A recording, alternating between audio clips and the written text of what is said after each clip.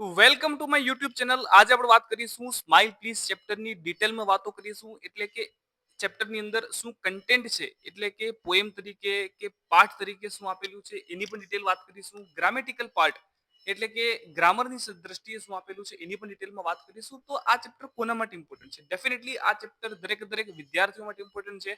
સાથે સાથે શિક્ષકો માટે પણ ઇમ્પોર્ટન્ટ બની રહેશે, કારણ કે આની અંદર ઘણી બધી વસ્તુઓ એવી છે કે વિદ્યાર્થીઓને સમજાવવામાં એમને પણ ઇન્ટરેસ્ટ પડશે આ ચેપ્ટર જોઈને, વાંચીને, સમજીને.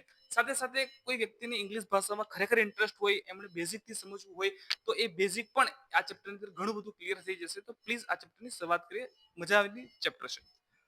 તો ચેપ્ટરની શરૂઆતમાં જ નામ છે સ્માઇલ પ્લીઝ. એટલે દરેકને ખબર જ હશે સ્માઇલ શબ્દ રિયલ લાઈફની અંદર દરેક નાના છોકરાએ પણ સાંભળ્યું જ હશે. તો મારા ખ્યાલે સ્માઇલ શબ્દનું ગુજરાતી કહેવાની કોઈને જરૂરિયાત નથી કે સ્માઇલ એટલે સ્મિત થાય એવું કોઈએ યાદ રાખવાની જરૂર નથી. કારણ કે અહીંયા આપણે ભાષાનું ભાષાંતર નથી કરી રહ્યા, ભાષાને સમજી રહ્યા છે, ભાષાને સમજવાનો પ્રયત્ન કરી રહ્યા છે. અને એટલું એ રીતે સમજીએ કે રિયલ લાઈફમાં જ્યારે એ ભાષાનો ઉપયોગ કરવામાં આવે, એટલે કે ઇંગ્લિશ ભાષામાં જ્યારે વાતચીત કરીએ, તો આપણા મગજમાંથી સીધો જ ડાયરેક્ટ વર્ડ નીકળે અને એ છે સ્માઇલ.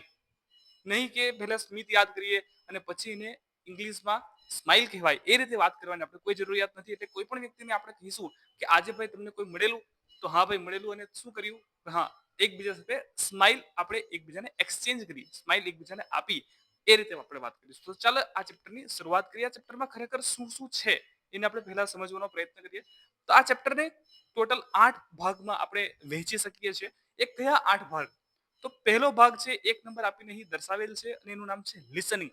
લિસનિંગ એટલે દરેકને ખબર જ હશે સાંભળવાની વાત છે. એની અંદર આપણે સાંભળવાનો પ્રયત્ન કરીશું સ્માઇલ વર્ડ વિશે, સ્માઇલની સ્ટોરી વિશે. ત્યારબાદ આપણે વાત કરીશું રીડિંગની. એટલે કે કંઈક વસ્તુ આપણી પાસે હશે, કોઈક પેરેગ્રાફ આપણી પાસે હશે, એને આપણે રીડ કરવાનું એટલે કે વાંચવાનો પ્રયત્ન કરીશું. ત્યારબાદ રાઇટિંગ એટલે કે કોઈક વસ્તુ વિશે આપણે 4-5 સેન્ટેન્સ લખવા હોય, 4-5 વાક્ય લખવા હોય, તો કઈ રીતે લખી શકાય સાદામાં સાદી રીતે, તો એને આપણે સમજવાનો પ્રયત્ન કરીશું. ત્યારબાદ ચોથા નંબર પર છે લેંગ્વેજ ફંક્શન.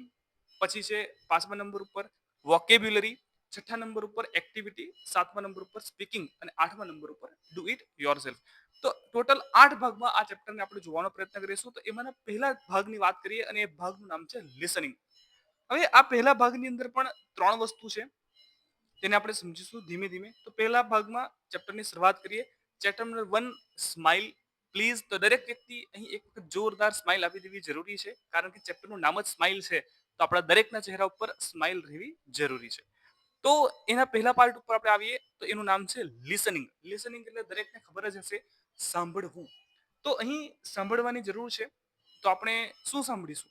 તો અહીં રિસાઇટ એન્ડ એન્જોય એ રીતે લખવાનો પ્રયત્ન કરેલો છે. તો રિસાઇટ અને એન્જોય કઈ રીતે લખ્યું છે તેને આપણે સમજીએ. તો અહીં ચેપ્ટરમાં એવી રીતે વાત કરી છે કે અ સ્માઇલ હેડિંગ આપ્યું છે, એટલે કે અ સ્મિત. સ્માઇલ વિશે વાત કરીએ કે આ સ્માઇલ ખરેખર શું છે. દરેક વ્યક્તિ કહે કે ભાઈ આપણે એકબીજાને સ્માઇલ આપીએ છીએ.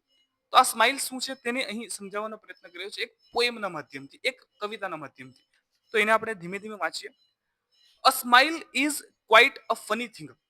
તો અહીં એવું કહેવાનો પ્રયત્ન થયો છે કે સ્માઇલ શું છે. તો સ્માઇલ ઇઝ રેડ લાઇનથી એક વર્ડ લખવામાં આવ્યા છે, અને એ છે ક્વાઇટ અ ફની થિંગ. ફની શબ્દ દરેકને ખબર છે, ફની એટલે મજાની વસ્તુ. અહીં આપણે ભાષાનું ભાષાંતર કરવાનો પ્રયત્ન ઓછો કરીશું, ફક્ત શબ્દને સમજવાનો પ્રયત્ન કરીશું કે અ ક્વાઇટ ફની થિંગ. તો કેટલાકને એવું લાગે છે કે સ્માઇલ જે ખરી એક ફની વસ્તુ છે. ફની થિંગ એટલે કે ફની વસ્તુ છે. કેવી રીતે ફની વસ્તુ છે એને સમજાવવાનો પ્રયત્ન કર્યો છે એના પછીની લાઈનમાં. એટલે બીજા નંબરની તમે લાઈન જુઓ તો એ લખી છે કે it wrinkles up your face. Face શબ્દ વિશે દરેકને ખબર છે. રિંકલ્સ દરેક વ્યક્તિએ સાંભળ્યું હશે કે ભાઈ રિંકલ શબ્દનો આપણે ઉપયોગ ક્યાં કરીએ છીએ. તો ઘણી વખત ઘરડા માણસોને આપણે કહીએ કે ભાઈ એના ચહેરા ઉપર, એના હાથ પગ ઉપર કરચલીઓ પડી ગઈ છે. તો રિંકલ્સ એટલે સાદા અર્થમાં વાત કરીએ તો કરચલી એવું આપણે સમજી શકીએ. પરંતુ ગુજરાતીમાં વાત કરવાના બદલે ઇંગ્લિશમાં જ વાત કરીશું. એટલે રિંકલ્સ ખબર પડી ગઈ હશે દરેકને રિંકલ્સનો શું મિનિંગ છે. તો અહીં એવું કહેવામાં આવ્યું છે કે સ્માઇલ એક પ્રકારની ફની થિંગ છે, એટલે કે એક મજાની વસ્તુ છે. કઈ રીતે? કે it wrinkles up your face. એટલે કે એ જ્યારે પણ કોઈ વ્યક્તિ સ્માઇલ કરે છે તો એના ચહેરાને તમે ધ્યાનથી જુઓ તો ખ્યાલ આવે કે એના ચહેરા ઉપર કંઈક અલગ જ ડિઝાઇન, અલગ જ રિંકલ્સ પડેલી દેખાય છે, કરચલીઓ જેવી પડેલી દેખાય છે. ક્યારે? જ્યારે એ સ્માઇલ કરે ત્યારે. જ્યારે એ સ્માઇલ નથી કરતો ત્યારે આપણને રિંકલ્સ એટલે કે કરચલીઓ દેખાતી નથી. તો it wrinkles up your face and when it's gone. Gone એટલે દરેકને ખબર જ હશે. તમે ગોન શબ્દનો વિચાર કરો કે ગોન શબ્દ તમે ક્યાં સાંભળ્યું? તો જ્યારે પણ રેસિંગ થતી હોય એટલે કે દોડની સ્પર્ધા થતી હોય ત્યારે ગેટ સેટ ગોન એવું કહેવામાં આવે. ગોન એટલે જવું. તો એવું કહેવામાં આવ્યું છે કે એન્ડ વેન ઇટ્સ ગોન, કે જ્યારે ઇટ્સ ગોન એટલે કે જાય છે. વેન એટલે જ્યારે. અહીં ગુજરાતી કહેવાનો હું ઓછો પ્રયત્ન કરીશ, સમજવાનો પ્રયત્ન કરીશું આપણે.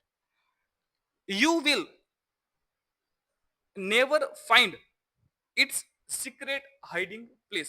રેડ અક્ષરથી લખેલું છે સિક્રેટ હાઇડિંગ પ્લેસ. કે અહીં એવું કહી રહ્યા છે you will never find. Never એટલે ક્યારે પણ નહીં. ફાઇન્ડ એટલે દરેકને ખબર જ હશે, ફાઇન્ડ એટલે શોધવું. તો તમને ક્યારે પણ નેવર, ક્યારેય પણ મળશે નહીં. શું નહીં મળશે? ફાઇન્ડ એટલે કે મળશે નહીં. શોધશું, ફાઇન્ડ એટલે શોધવું. It's secret hiding place. તમે કોઈ પણ વ્યક્તિના ચહેરાને યાદ કરો તો જ્યારે એ વ્યક્તિ સ્મિત એટલે કે સ્માઇલ કરે તો એના ચહેરા ઉપર રિંકલ્સ એટલે કે કરચલીઓ પડે. જેવી વ્યક્તિ એ સ્માઇલને બંધ કરે તો એના ચહેરા ઉપર જે રિંકલ્સ દેખાતી હતી, એના ચહેરા ઉપર જે અલગ પ્રકારની કંઈક ડિઝાઇન દેખાતી હતી, લાઇનિંગ દેખાતી હતી, એ લાઇનિંગ અચાનક જ ગાયબ થઈ જાય છે. એટલે ક્યાં જતી રહી છે? સિક્રેટ એટલે કંઈક ખબર જ. સિક્રેટ શબ્દ દરેક વ્યક્તિએ સાંભળ્યો હશે, ગુજરાતી નથી કહી રહ્યો જાણી જોઈને. હાઇડિંગ પ્લેસ દરેકને ખબર હશે, હાઇડ એન્ડ સીક બિસ્કિટ સાંભળી હશે. એમાં જે હાઇડ શબ્દ આવે છે એના ઉપરથી વાત કરેલી છે, હાઇડિંગ પ્લેસની. કે સિક્રેટ હાઇડિંગ પ્લેસ, કે આ જે રિંકલ્સ છે એ ક્યાં જતી રહે છે? Never find it's secret hiding place. આપણને કોઈ પણ દિવસ એની સિક્રેટ હાઇડિંગ પ્લેસ મળતી નથી. તો સ્માઇલની આ ફની થિંગ થઈ ગઈ. શું ફની થિંગ થઈ? કે સ્માઇલ કરો તો રિંકલ્સ અપ ફેસ ઉપર આવી જાય છે અને સ્માઇલ જેવી બંધ કરો તો એ રિંકલ્સ જે ખરા એ ક્યાં જતી રહી છે? It's secret hiding place. એટલે સ્માઇલ તમને દેખાશે નહીં. બટ નેક્સ્ટ પેરેગ્રાફમાં કહીએ તો આ તો એની ફની થિંગ થઈ ગઈ, બરાબર. હવે કંઈક વસ્તુ એના વિશે સારી સમજીએ તો but far more wonderful it is. પરંતુ આજે આપણે બેઝિક વાત કરી સ્માઇલ વિશે, રિંકલ્સ અપ થઈ જાય, સિક્રેટ હાઇડિંગ પ્લેસની વાત કરી, પણ ફાર મોર વન્ડરફુલ, પરંતુ એના કરતા પણ ઘણી વધારે. ફાર એટલે ઘણી બધી દૂર. ફાર મોર વન્ડરફુલ, દરેક વ્યક્તિએ શબ્દ સાંભળ્યો હશે. વન્ડરફુલ એટલે એકદમ મજાની વાત. શું છે સ્માઇલ વિશે? To see what smiles can do. તો આપણે જોઈએ કે ભાઈ સ્માઇલ્સ કેન ડુ, સ્માઇલ શું શું કરી શકે છે. To see what smiles can do, smile શું કરી શકે છે તેને આપણે સમજીએ. તેના પછી કહ્યું છે કે યુ સ્માઇલ એટ વન, એટલે કે યુ એટલે તમે જો સ્માઇલ કરો કોઈ વ્યક્તિને તો એના જવાબમાં શું આવે? તો હી સ્માઇલ્સ એટ યુ, તો એ પણ તમને સ્માઇલ કરે. છતાં પણ ઘણાને ખબર નહીં પડી હશે કે આ લોકો શું કહેવા માંગે છે. તો આગળની લાઈન વાત છે and so one smile makes two. એટલે એનો અર્થ શું થયો? કે વન સ્માઇલ, સ્માઇલ તો શરૂઆતમાં એક જ વ્યક્તિએ કરી પણ રિઝલ્ટ તમે જુઓ તો બંને વ્યક્તિએ સ્માઇલ કરી, સામેની વ્યક્તિએ પણ સ્માઇલ કરી. કે વન સ્માઇલ મેક્સ ટુ, એક સ્માઇલમાંથી બે સ્માઇલ થઈ ગઈ. તો સ્માઇલ વિશે બે વાત અહીં કરવાનો પ્રયત્ન કર્યો છે. પહેલા પેરેગ્રાફમાં કહ્યું કે smile is quite a funny thing. Funny thing એટલે દરેકને ખબર પડી હશે. ફની થિંગ એટલા માટે કે જ્યારે સ્માઇલ કરીએ છીએ ત્યારે it wrinkles up your face, અને જ્યારે સ્માઇલ રિમૂવ થાય છે, જાય છે, તો આપણને સિક્રેટ હાઇડિંગ પ્લેસ દેખાતી નથી. પણ વન્ડરફુલ વસ્તુ શું કહેવામાં આવી? હું ઇંગ્લિશમાં જ વાત કરી રહ્યો છું જાણી જોઈને, કારણ કે આપણે ભાષાંતર નથી કરી રહ્યા. તો સ્માઇલ વિશે વન્ડરફુલ વાત શું આપણને જાણવા મળી? કે જ્યારે યુ સ્માઇલ એટ વન, જ્યારે તમે કોઈના ઉપર સ્માઇલ કરો, હી સ્માઇલ્સ એટ યુ, એ પણ તમને સામે સ્માઇલ કરે છે. એટલે કે રિઝલ્ટ આપણે જોઈએ, વન્ડરફુલ વસ્તુ આપણે જોઈએ તો એ છે કે વન સ્માઇલ મેક્સ ટુ, એક સ્માઇલમાંથી બે સ્માઇલ. હવે આગળ પ્રયત્ન કરીએ તો એક્સરસાઇઝ અહીં 3 ભાગમાં આપવામાં આવી છે.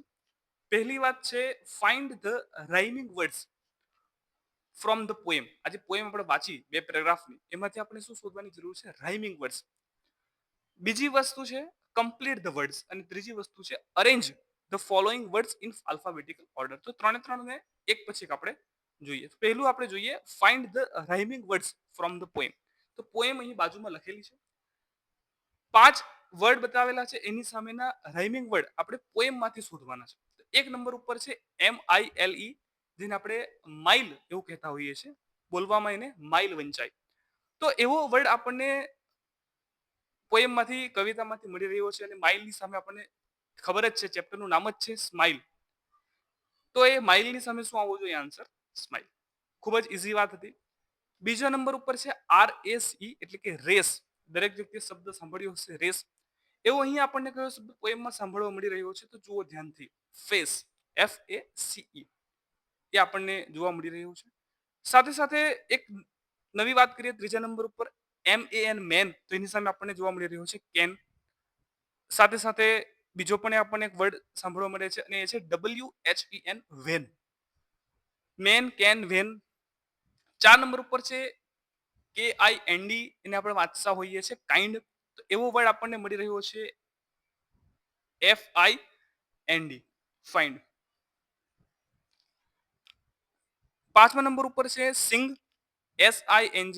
એની સામે આપણને ધ્યાનથી આપણે જોઈએ તો ખ્યાલ આવશે થિંગ, TING. અહીં કેટલાક એક્સ્ટ્રા રાઇમિંગ વર્ડ બતાવવામાં આવ્યા છે કે જે આપણને રિયલ લાઈફની અંદર વિદ્યાર્થીઓ સાંભળતા હશે. એ કયા છે? 7, તો એની સામે 11. બોલ, એની સામે hole. Gap, cap. Hole, roll. Rain, pen. Cat, bat. Money, honey, hot, pot. Man, fan. Wax, fax. Free, tree. Fire, wire. તો અહીં આપણે એક એક્સરસાઇઝ પૂરી કરી, અને એનું નામ શું હતું? Find the rhyming words from the poem. 5 word હતા, એ આપણે લખી દીધા છે. ત્યારબાદ બીજા નંબર ઉપર છે કમ્પ્લીટ ધ વર્ડ્સ. એમાં પણ 5 વર્ડની વાત કરેલી છે. પોએમમાંથી જ આપણને 5 વર્ડ મળી જશે. તો આ તો એક સિમ્પલ ટાસ્ક છે, સિમ્પલ કામ છે. એક નંબર ઉપર તમે ધ્યાનથી જુઓ તો તમને ખ્યાલ આવે કે એક નંબર ઉપર તમે શોધવાનો પ્રયત્ન કરો પોએમની અંદર, તો આપણો આન્સર આવશે સિક્રેટ, એક નંબર ઉપર. બીજા નંબર ઉપર તમે ધ્યાનથી ચેક કરો તો એ આવશે વન્ડરફુલ. ત્રીજા નંબર ઉપર છે ફની. ચોથા નંબર ઉપર છે રિંકલ્સ. વારંવાર શબ્દની વાત કરી છે, રિંકલ્સ. 5મા નંબર ઉપર છે ક્વાઇટ. જોઈને જ લખવાનું છે. અહીં કોઈ વર્ડને તમારે જબરદસ્તી યાદ નથી રાખવાના. ઓટોમેટિક જ વારંવાર વારંવાર બોલવાથી, જોવાથી વર્ડ બોલતા પણ આવડી જશે, યાદ પણ રહી જશે. 5મા નંબર ઉપર વાત કરીએ આપણે ક્વાઇટની. હવે નવી વાત કરીએ, arrange the following words in alphabetical order. તો એને આપણે સમજીએ તો દરેકમાંથી આપણે પહેલો પહેલો અક્ષર લઈએ. એટલે વન્ડરફુલ પહેલો શબ્દ છે, એમાંથી આપણે W લઈશું. બીજા નંબર ઉપર સ્માઇલ છે, એમાંથી આપણે S લઈશું. ત્રીજા નંબર ઉપર પ્લેસ છે, એમાં આપણે લઈશું P. અને ચોથા નંબર ઉપર હાઇડ છે, એમાંથી લઈશું આપણે H. તો આ 4 અક્ષર કંઈક આવી રીતે બને છે, HPSW. તો દરેકને ખબર છે ABCD પ્રમાણે પહેલા H આવે, પછી P આવે, પછી S આવે, અને W આવે. જ્યારે આપણે A થી Z સુધી બોલીએ તો આ રીતે એક પછી એક અક્ષર આવતા હોય છે.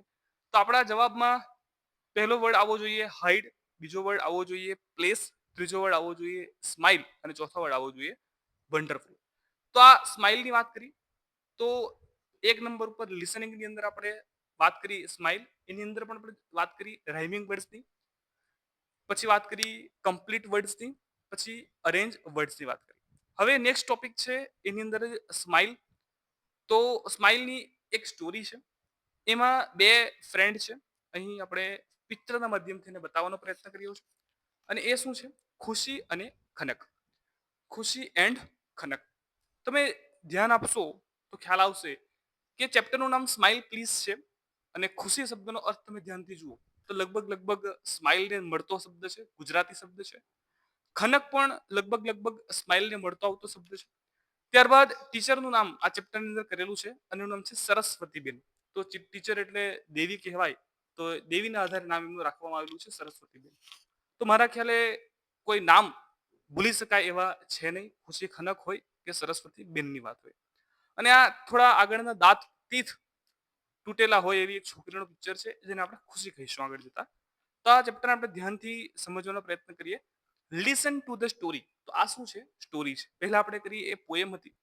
હવે આપણે સ્ટોરી ઉપર કામ કરીશું અને સ્ટોરીનું નામ છે સ્માઈલ પ્લીઝ. તો દરેક વ્યક્તિ ફરીથી એક વખત સ્માઈલ કરી દો. મજા આવી જશે ચેપ્ટરની અંદર.